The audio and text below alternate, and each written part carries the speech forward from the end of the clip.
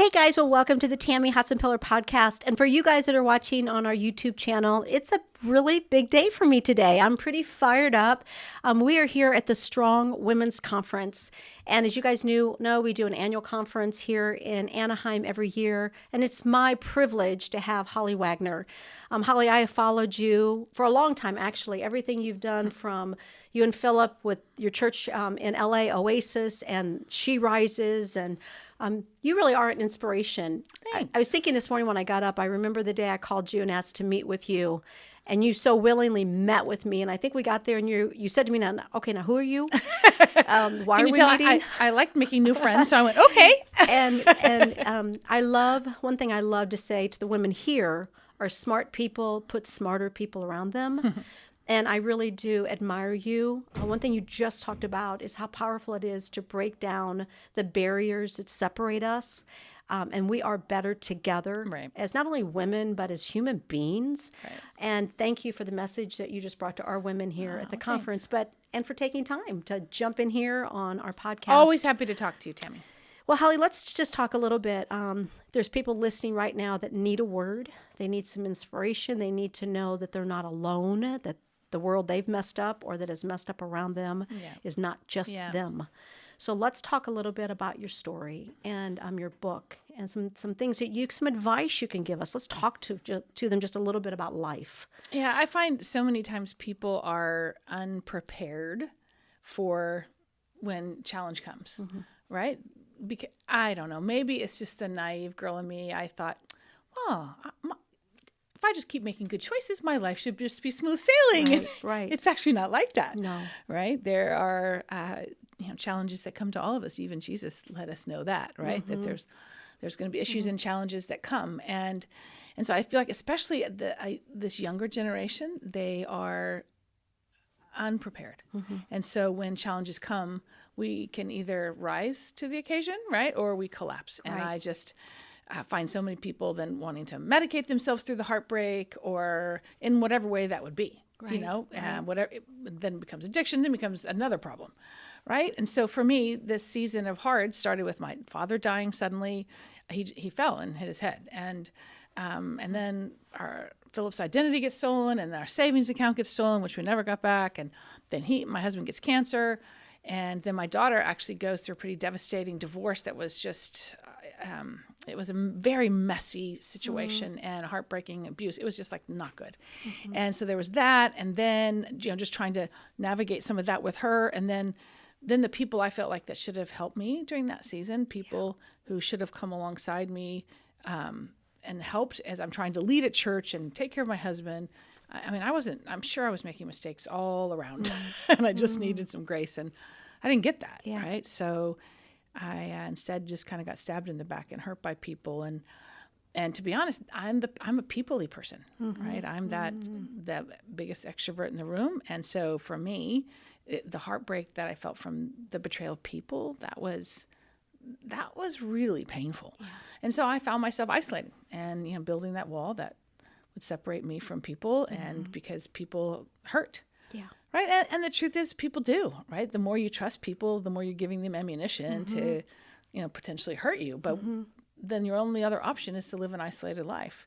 And so I started kind of doing that. And then I just realized who that woman would become, that bitter, frustrated, old, gnarly woman, and I didn't want to be her. Got a glimpse of what it was going to look like if you continued down that road. Right, and I wasn't going to be that. Yeah. So I started making the decision to forgive people and to work through the grief with my dad, just like making some of those steps so that I didn't keep building that wall that separated me from people. Yeah. Right? Because we're really much better when we do life together. Yeah. So it was a messy journey, but, we got there. Well, Holly, you just walked us through the blocks. And I do want to just take a few moments and walk through these because, again, we're at a conference. We're calling it strong. And we know the scripture in Corinthians where Paul says, it was in my weakness that I actually found strength. It was in the brokenness. It was in me understanding that I cannot do this alone. I need the strength of God. Right.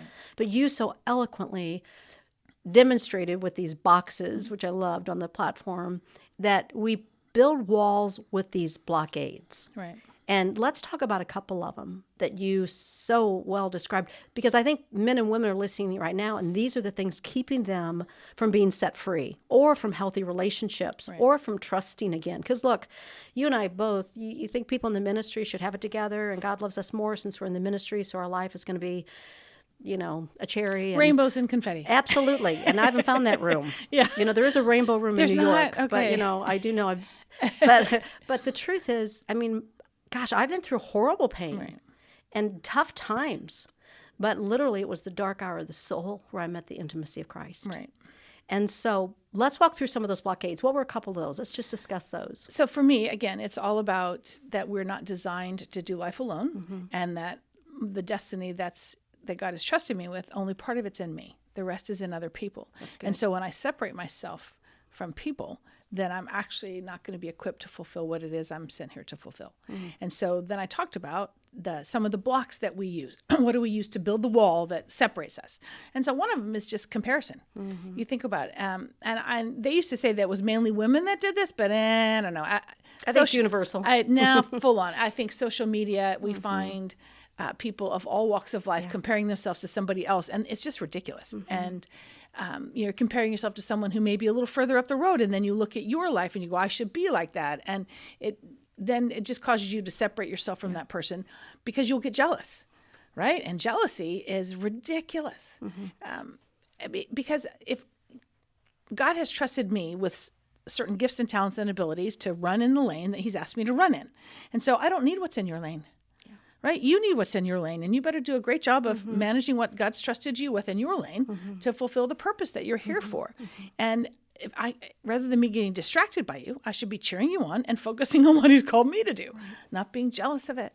And I find that people are, they're more loyal in the hard times than they are in someone's good time, right? That's when they get jealous, is when someone else is getting blessed, or someone else is getting a job they want, or has a child they wish they could have, or whatever it might be. And so then we use that kind of comparison, which becomes jealousy, and that becomes, one of the blocks that build the wall. Yeah.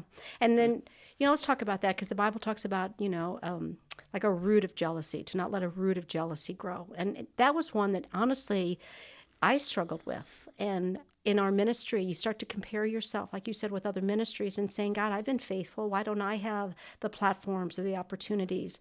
And I'll tell you, there was a shift when we started this church several years ago, where God said to me that I was going to be held accountable really by him for what he gave me. And it's literally, I don't even know how to describe it, except my vision changed. I stopped looking at what everyone else was doing, and I looked at what I was doing. And when that changed in me, everything changed in me. Yeah. Do you know what I mean? Yeah. I mean, you're here. I've been to your event, and it's amazing. But I'm to steward the event God gave me. Right. And there's such freedom in that. Yeah. I'm having fun when there's freedom in that. And sure. And maybe a step or two, how would you say, how do we break down that comparison that turns into jealousy? What did you do, or what do you do, so that root of bitterness and that root of jealousy doesn't come in? Well, some practical things. Yeah. So maybe for a minute, and this is not the permanent solution, but maybe for a minute, you just need to come off social media. Yeah. Or stop following some people where that is your trigger, right? So that where that triggers it in you. Now, that can't be the end, but maybe it's the start. And then for me, I started blessing people, right? I started praying for the people that I was like, getting a little green about, right? Or wishing I had what they had. I started praying for them and blessing them with my words. Yeah.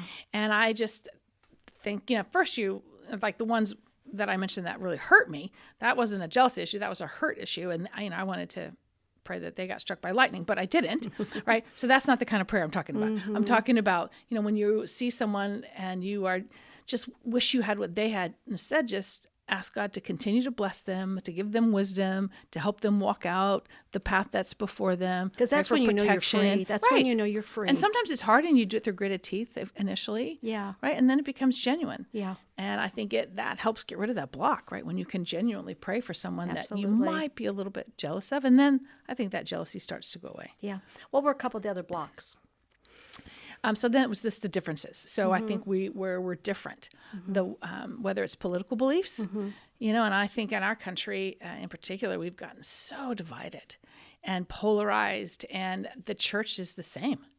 And I just think God's not impressed. Yeah.